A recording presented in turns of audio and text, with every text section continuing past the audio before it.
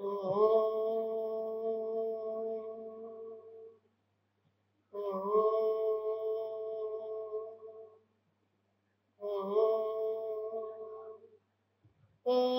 యుక్తాహార విహారాయ వివిక్తస్థలవాసినే మలయాళయతీంద్రాయ బ్రహ్మనిష్ఠాయ తే నమః. ప్రశాంతం సుశీలం సుధాపూర్ణ శాంతం సదా వేద వేదాంత బోధేరమంతం అఖండాత్మధ్యానే దివం వ్యాపయంతం గురుం నోమి విద్యామునే పాదద్వంద్వం. ఆంధ్రదేశ ఉద్ధారకులు పాతస్మరణీయులు మహర్షద్గురు శ్రీ మలయాళ స్వాముల వారి దివ్య చరణారవిందముకు నమస్కరిస్తూ, సద్గురు విమలానందగిరి స్వాముల వారి పాదపద్మం నమస్కరిస్తూ, సద్గురు మద్గురు వరేణ్యులు విద్యానందగిరి స్వాముల వారి చరణ సరోజము నమస్కరిస్తూ, సద్గురు పరిపూర్ణానందగిరి స్వాముల వారి పాదపద్మం నమస్కరిస్తూ, అసంగానందగిరి స్వాముల వారి పాదపద్మం నమస్కరిస్తూ, అధ్యక్షత మాతాజీ వారి పాదపద్మం నమస్కరిస్తూ, ఇక్కడ ఆశీనులైనటువంటి సాధు మాతలు సాధు మహాత్ములకు నమస్కరిస్తూ, పరమాత్మ స్వరూపులైన అందరికీ నమస్కరిస్తూ, మనము ఇప్పుడు 98వ సనాతన వేదాంత జ్ఞాన సభలో ఉన్నాం. 2వ రోజు. ఎందరో మహాత్ములు ఎన్నో విషయాలు చెప్తూ ఉన్నారు. ఈ జ్ఞానగంగ ప్రవహిస్తూనే ఉంది. ఆ జ్ఞానగంగకి అతీతమైనటువంటి వారు మనకి అధిష్టాన దేవుడు శ్రీ సద్గురు మహేష్ మలయాళ స్వాముల వారు. వారి యొక్క దివ్యానుగ్రహం చేతనే మనము ఎట్లాగా మాట్లాడుకుంటున్నా, శ్వాస ఉచ్ఛ్వాసలు ఏమి పీలుస్తున్నా కూడా వారి యొక్క అనుగ్రహమే. అట్లాగే ఇప్పుడు స్థిత ప్రజ్ఞ లక్షణములు 2వ అధ్యాయంలో స్థిత ప్రజ్ఞ లక్షణములు అంటే భగవద్గీతకి ఈ స్థిత ప్రజ్ఞ లక్షణాలు ఒక అనమాట. అంటే స్థిత ప్రజ్ఞోపనిషత్తును కూడా రామకృష్ణ స్వామి వారు చెప్తారు. ఈ అధ్యాయంలో ఉన్నటువంటి ఈ లక్షణాలు 19 శ్లోకాల ద్వారా తెలియజేస్తున్నారు. అంటే అర్జునుడు ఇంతవరకు విన్నాడు కాబట్టి, అంటే స్థిత ప్రజ్ఞ అంటే ఎవరో తెలిస్తే కదా ఆయన ఎలా ఉంటారు ఏమిటని తెలియకంటే ఆత్మతత్వం అంటే తన యందు తానే రమించుతూ ఉన్నటువంటి స్థితి కలిగినటువంటి వారి గురించి ఇంతవరకు విన్నాడు కాబట్టి అర్జునుడికి ఆ ప్రశ్న వచ్చినమాట. ఆ స్థిత ప్రజ్ఞుడు అంటే ఎట్లా ఉంటాడు, స్థిత ప్రజ్ఞుల లక్షణాలు, అతడు ఎట్లా ఆ భాష ఎట్లా మాట్లాడుతాడు, అతడు ఎట్లా నడుస్తాడు, ఎట్లా కూర్చుంటాడు అనే విషయాన్ని గురించి అర్జునుడు అడగటం జరిగింది. దాని గురించి భగవానుడు చెప్పటము అంటే ఈ విషయాలు చాలా అమోఘమైనవి, అతీతమైనవి అన్నమాట. అంటే ఎట్లా స్థిత ప్రజ్ఞుడు ఎలా ఉంటాడు అంటే ఆ విషయాలు తెలుసుకుంటే మనం కూడా ఒక్కొక్కటి అలవాటు చేసుకోవాలి. ప్రజహాతి యథా కామాన్ సర్వాన్ పార్థ మనోగతాన్ ఆత్మన్యేవాత్మనా తుష్ట స్థిత ప్రజ్ఞ తదోచ్యతే అన్నాడు. ప్రజహాతి, జహాతి అంటే వదలటం.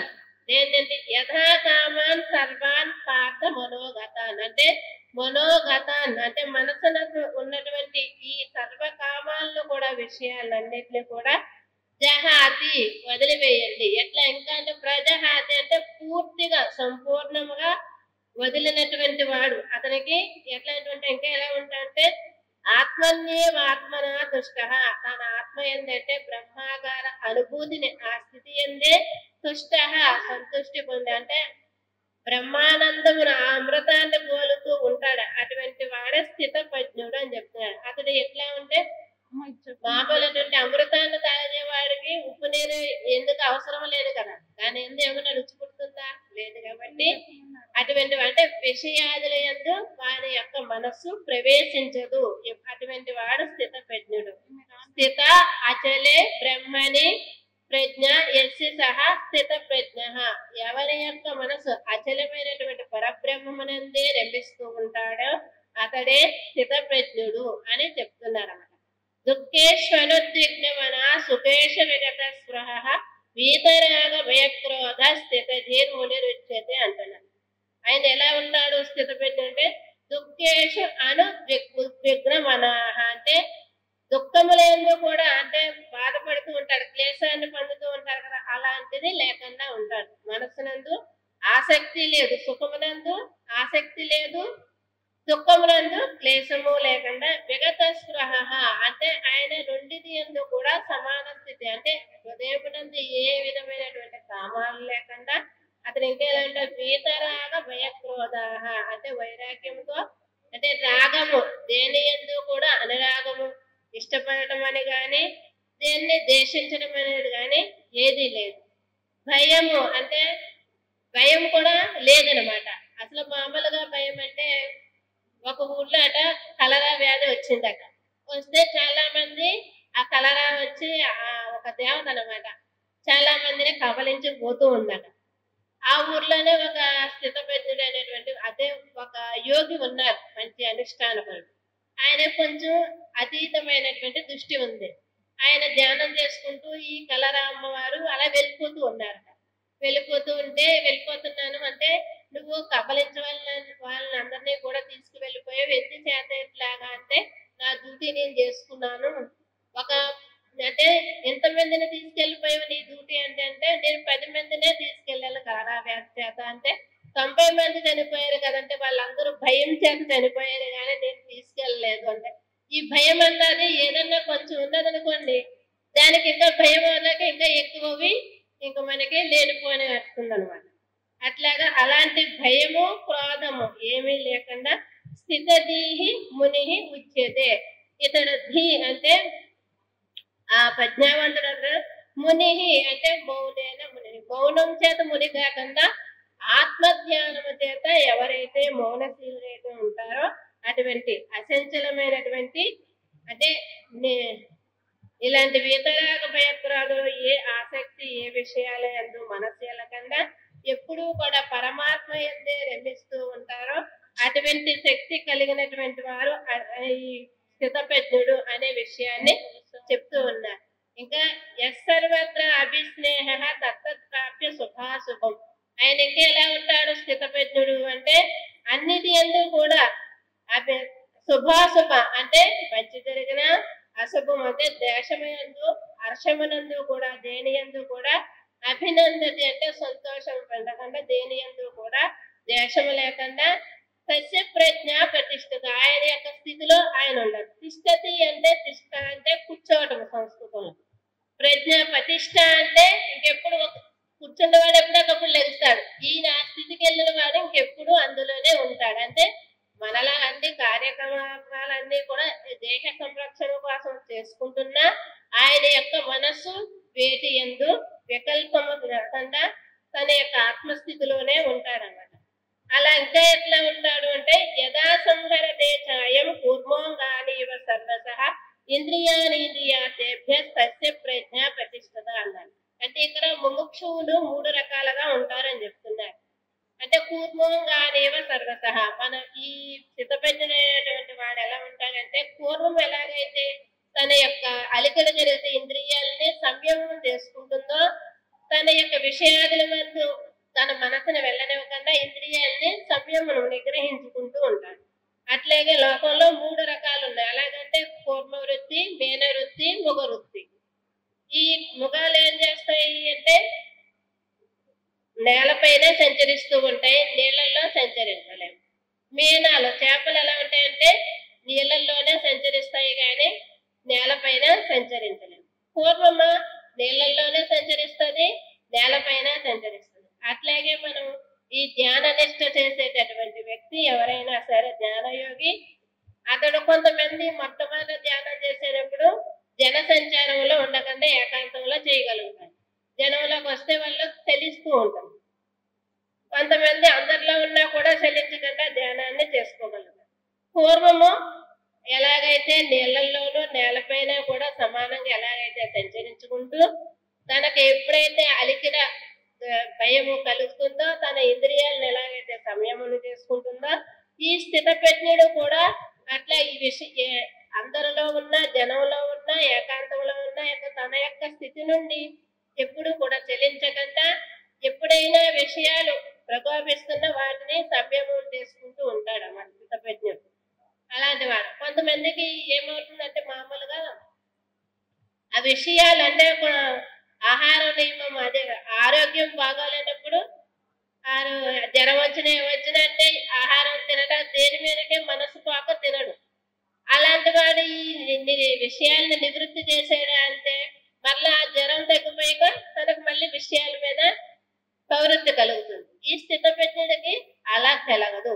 ఎప్పుడూ కూడా తన ఉన్నటువంటి తన యొక్క స్థితి అందే నిశ్చలముగా ఉంటాడు. అంటే తన యొక్క జ్ఞాన నిష్టని తెలుపుకుంటాడు. ఇంద్రియాద్యభ్య తన యొక్క ఇంద్రియాలని సంయమం చేసుకుని వాటి అందే తను స్థిరంగా ఉంటాడు.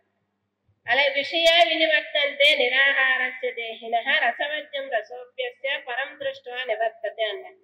కొన్ని మరి కొంతమంది విషయాలు ఉన్నప్పుడు ప్రతి వాళ్ళకి కూడా పరాంచికాని వ్యతిరేక స్వయంభూ అని బ్రహ్మదేవుడు ఈ ఇంద్రియాలను బహిర్ముఖంగానే సృష్టించారు కాబట్టి సాధారణంగా బహిర్ముఖ విషయాలు అందే ప్రవర్తిస్తూ ఉంటాయి. అలాంటి విషయాలు ఉన్నప్పుడు ప్రతి వాళ్ళు కూడా ఎవరైనా కూడా సహజంగా విషయాల మీదకి ప్రవృత్తి చెందుతూ ఉంటుంది. కానీ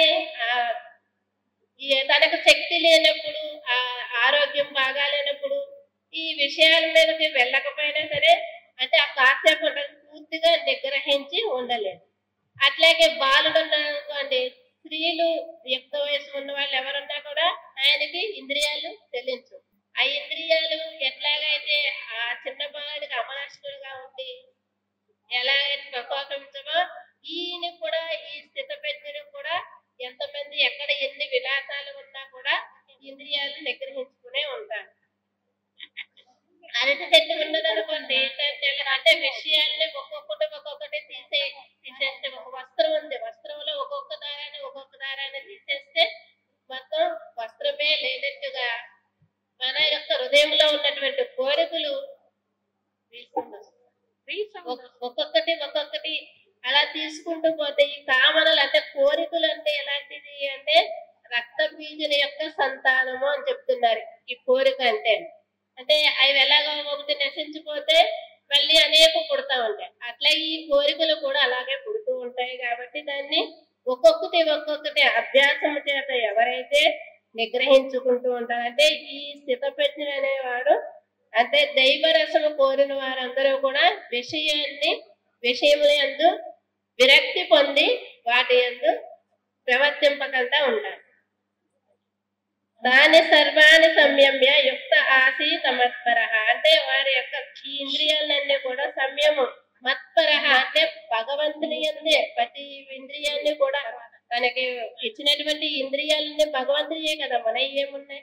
ప్రతి కూడా అర్పణ భావంతో భగవంతుని యందే ఎవరైతే యసి ఇంద్రియాన్ని తస్య ప్రజ్ఞ ప్రతిష్ఠిత ఆయన యొక్క బ్రహ్మభావమునందు పరమాత్మ యందు తన ధ్యాన నిష్ఠయందు నిలుపుకుంటూ ఉంటాడో అటువంటి వాడే స్థితప్రజ్ఞుడు. కానీ అలా లేకపోతే విషయ విరక్తి కలిగిన వాడు మామూలు వాడు ఎలా ఉంటాడంటే ఇంకా చెప్తుంది. ఈ విషయాలన్నా ఎటువంటి అంటే కామ క్రోధ లోపాలు ధ్యాయతో విషయాన్ పుంస సంగ శేషోపజాయతే సంగా సంజాయతే కామ క్రోధోపి జాయతే అన్న.